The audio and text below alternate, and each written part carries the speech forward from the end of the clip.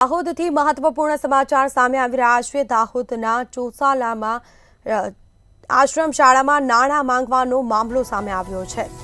તો જે ઘટના બની હતી જેમાં શિક્ષકને હાજર કરવા 17 લાખની માંગણી કરવામાં આવી હતી।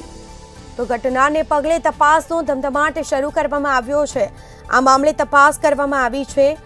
આદિજાતિ કમિશનર કચેરીના અધિકારી પહોંચ્યા આશ્રમ શાળા ઉપર। આ મામલે તપાસ થઈ રહી છે।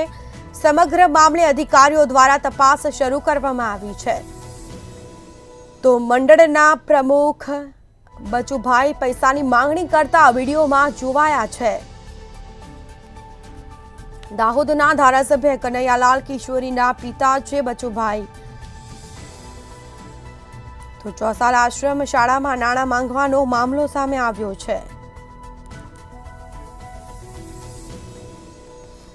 તો ઘટનાને પગલે તપાસનો ધમધમાટ શરૂ કરવામાં આવ્યો છે। આ મામલે તપાસ કરવામાં આવી છે।